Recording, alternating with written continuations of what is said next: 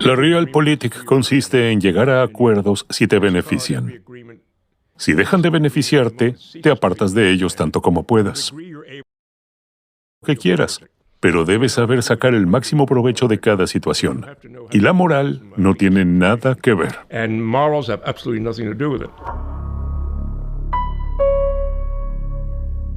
Henry Kissinger, el arquitecto de un nuevo orden mundial estadounidense en el que no todos caben. Por ejemplo, un político socialista de Chile. La crisis del gobierno de Salvador Allende se agudizó en el otoño del 73, durante el caso Watergate y la crisis en Oriente Medio. Todo comienza 3 años antes, con la candidatura de Allende a la presidencia chilena. Nixon teme que sea un nuevo Fidel Castro.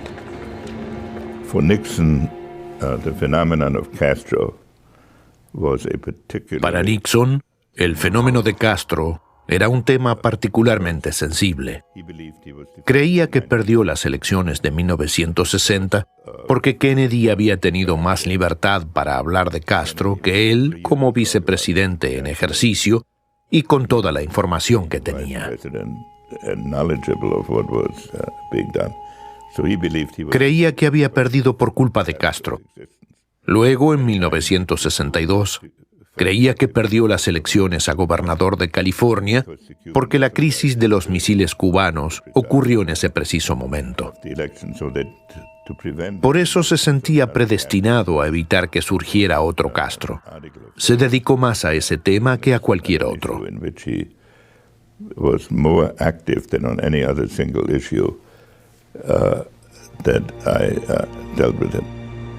Una pesadilla para Nixon. En 1970, Allende fue elegido presidente por un estrecho margen. La Casa Blanca piensa en cómo evitar que salga elegido en el Parlamento.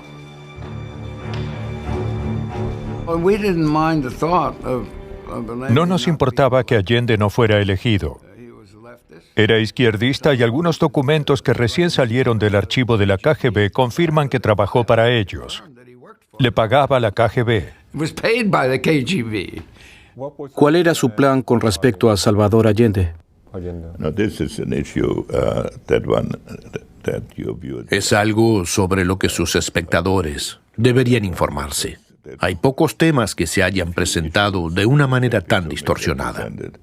Por eso pregunto.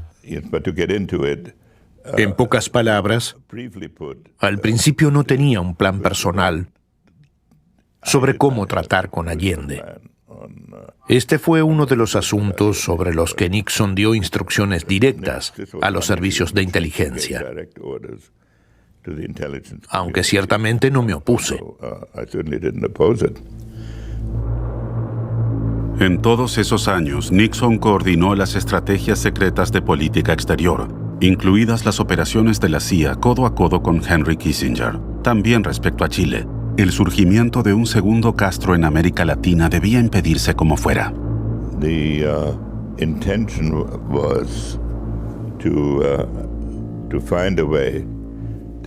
La intención era encontrar una salida. Allende había ganado técnicamente, pero solo tenía el 36% de los votos y su principal oponente tenía un 1% menos. Pero todos los votos no comunistas sumaban alrededor del 60%. Así que la estrategia general fue encontrar un dispositivo por el cual celebrar una elección entre dos candidatos. An election could be held between two candidates. En Santiago, la CIA insta al comandante en jefe del ejército, el general Schneider, a convocar a nuevas elecciones, algo que le permite la Constitución. Pero el general se niega. No quiere interferir en política. La CIA apoyó a un grupo que debía constituir una alternativa a Allende y le proporcionó recursos financieros para lograrlo. Pero secuestraron a uno de los militares de Allende.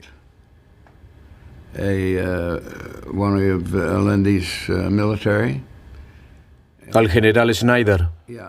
Sí, y lo asesinaron. Fue algo muy estúpido. no se hizo con la aprobación estadounidense ni siguiendo un plan estadounidense, pero fue financiado por la CIA, así que era responsable, según entienden muchos de nuestros legisladores. El asesinato del general Schneider no impidió la toma de posesión de Allende. Se libra un duelo desigual. Allende en el sur y Nixon en el norte. Nixon está decidido a hacerle la vida lo más difícil posible al nuevo presidente de Chile, que pretende nacionalizar corporaciones estadounidenses. Un duelo a distancia.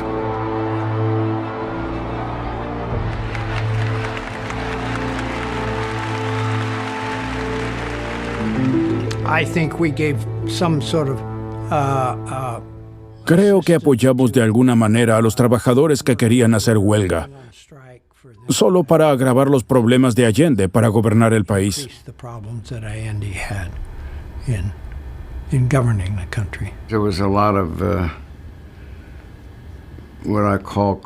La CIA llevó a cabo muchas actividades encubiertas. Ya se habían hecho algunas acciones similares en América Latina que tuvieron bastante éxito.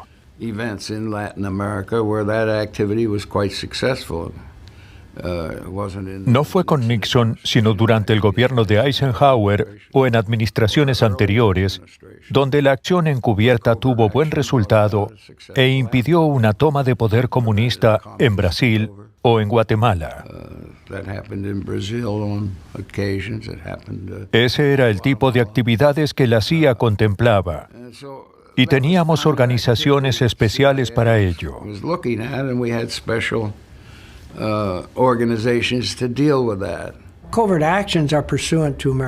Las acciones encubiertas son legales en la política de Estados Unidos. Y mientras que estas son responsabilidad del presidente, la CIA está bajo el control del Consejo de Seguridad Nacional.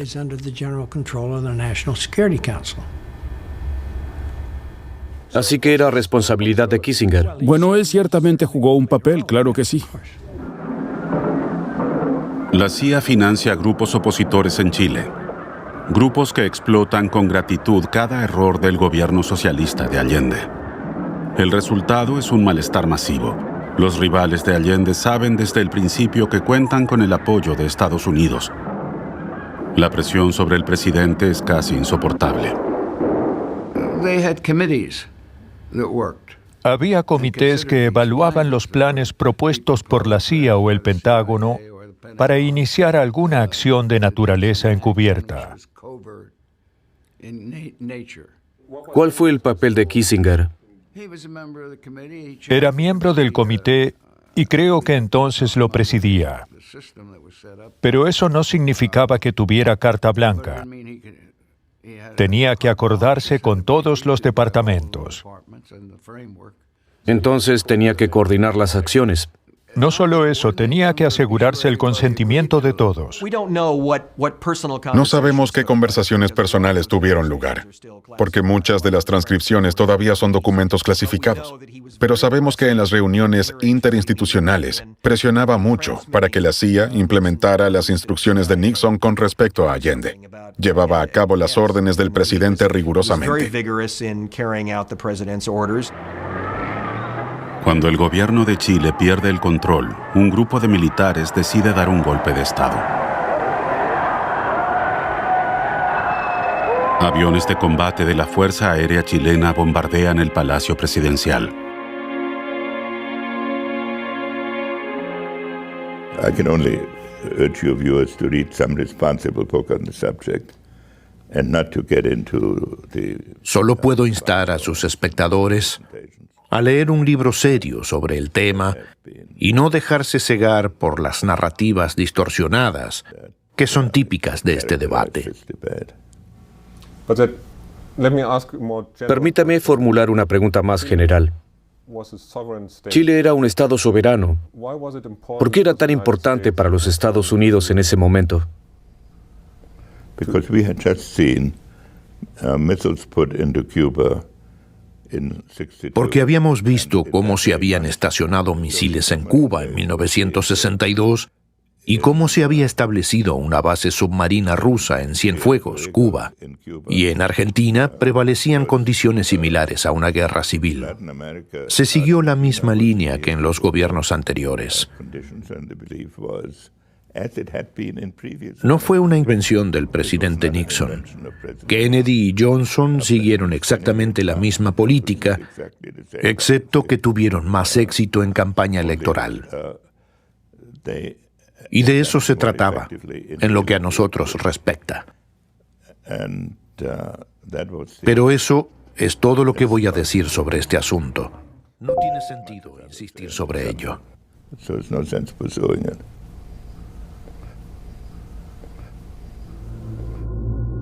El 11 de septiembre de 1973 se reporta la muerte de Salvador Allende.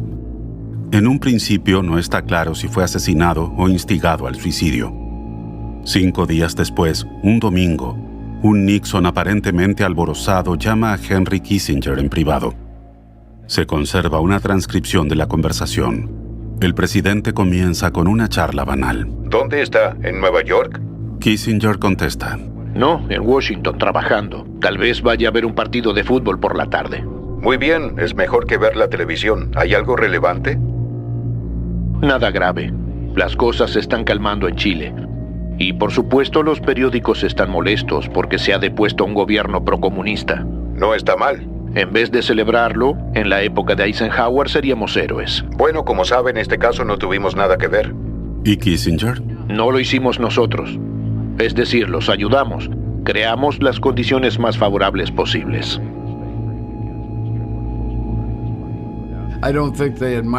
No creo que lo admiraran mucho. Y como ya dije, se ha demostrado que efectivamente le pagaba la KGB. ¿Entonces fue motivo de alegría? Bueno, era la Guerra Fría, una guerra al fin y al cabo. Kissinger and Nixon both bear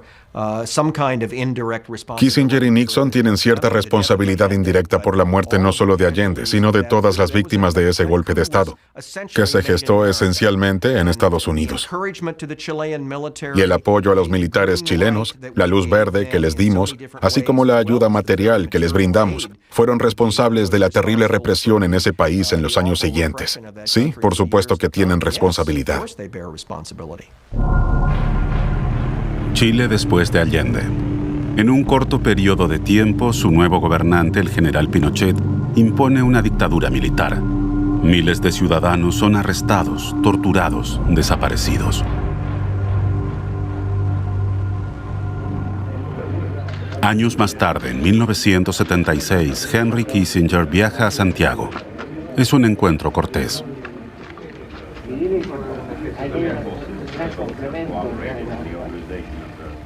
Our general strategy in human rights was to conduct it with a policy of engagement. Nuestra estrategia general en materia de derechos humanos consistía en aplicar una política de diálogo.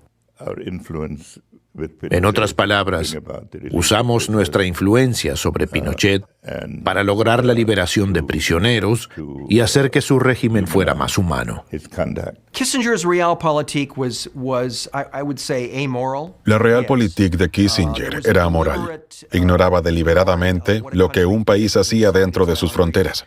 Nuestro único criterio para juzgarlo, ya fuera amigo o enemigo, se basaba en su política exterior. Se hacía la vista gorda, la forma en que en su país trataba a sus ciudadanos. Y creo que eso llevó a menudo a violaciones del derecho internacional. Los derechos humanos eran un concepto ajeno a Kissinger.